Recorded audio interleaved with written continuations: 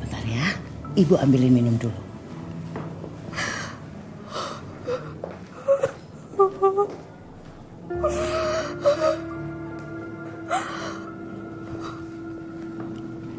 Nih, kamu minum dulu biar kamu tenang. Ya, makasih Bu. Ya.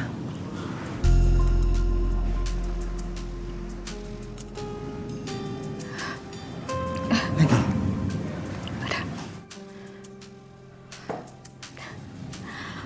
Kemarin belatung karena kelabang. Kenapa ya Bu? Pertanda apa sih ini Bu? Sekarang kamu coba deh ingat-ingat dulu. Kamu itu dulu pernah melakukan apa? Pasti ini ada kaitannya loh. Murni gak pernah ngelakuin sesuatu yang aneh. Murni kerja, beres-beresin rumah, ngurusin restoran. Kamu lupa ya? Kamu kan dulu pernah ngelabrak Indah. Maksud Ibu, dia yang ngirim ini semua? Ya, mungkin aja dia sengaja mengirim mistis seperti ini.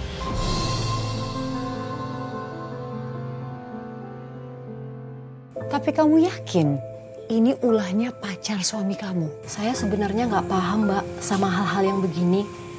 Cuma mertua saya yakin, Mbak. Mbak, kalau ini ulah perempuan itu, seharusnya suami kamu juga tahu kan? Saya nggak nanya. Lagian percuma, Mbak. Dia kan nggak tidur di kamar. Kalau saya tanya pun, pasti dia nggak mau jujur. Lalu bagaimana caranya, Mbak? Kamu bisa membuktikan dugaan ibu mertua kamu. Saya mengikuti suami saya, Mbak. Saya yakin mereka pasti sering ketemu. Aku tuh kangen banget sama kamu, tahu nggak? Sama aku juga, kita tuh udah lama ya gak ketemu. Iya. Iya. Kamu apa kabar? Baik. Sadar atau tidak kau lakukan itu. Kamu ngikutin aku? Mas, aku ada perlu sama Indah. Kamu jangan kasar gitu dong. Aku pengen Indah tuh bilang apa yang udah dia lakuin sampai ada kelabang di rumah kita. Hancurkan aku. Rusak sudah aku. Kamu nuduh Indah kerjain kamu? Mas, aku nanya Indah, bukan nanya kamu. Biarin aja Indah yang jawab. Kamu nuduh aku? Kamu ada buktinya nggak?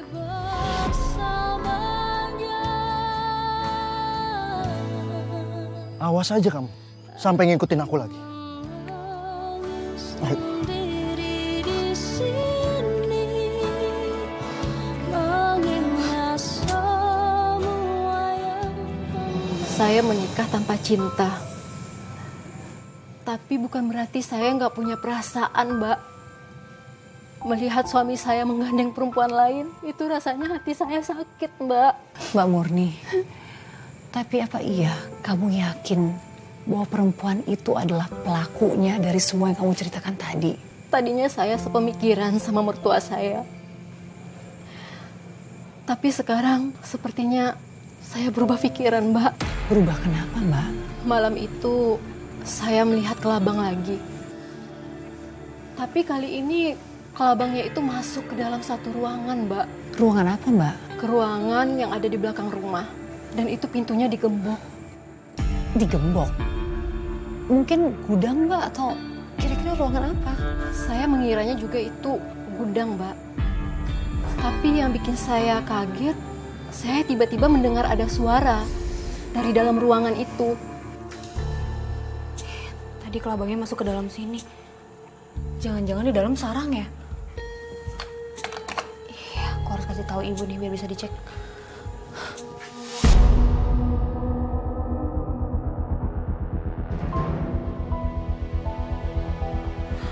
Suaranya dari dalam.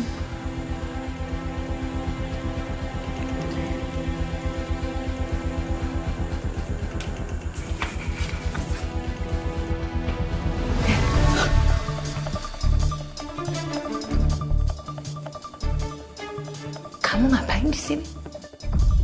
Oh, ini Bu. Tadi Aku lihat ada kelabangnya masuk ke sini, Bu, ke celah pintu. Jangan-jangan di dalam banyak loh, Bu. Ibu punya kan kunci gemboknya? Kita cek di dalam ya, Bu. Kan kuncinya udah lama hilang. Gimana sih kamu? Ayo.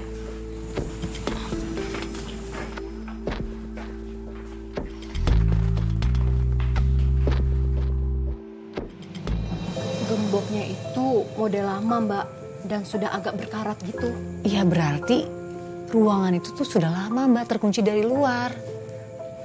Kamu nggak nanya apa isi ruangan itu? Saya sudah nanya, Mbak, tapi mertua saya nggak cerita apa-apa. Ya, saya ngiranya ruangan itu memang kosong. Tapi ternyata saya salah. Jadi kamu tahu apa isi ruangan itu? Gak tahu, Mbak, cuma saya melihat seseorang masuk ke ruangan itu malam-malam pas saya terbangun dan ingin mengambil air minum ke dapur.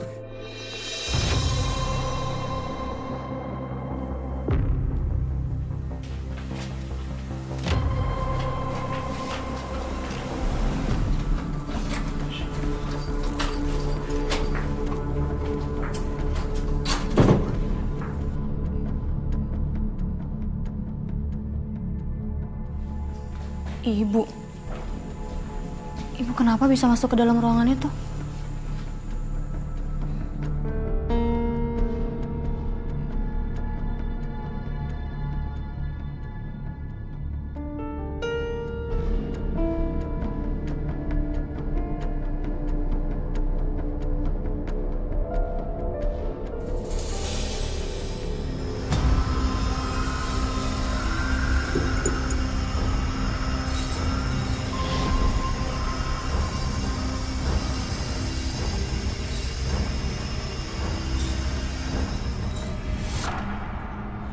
Ibu mertua kamu yang keluar dari ruangan itu?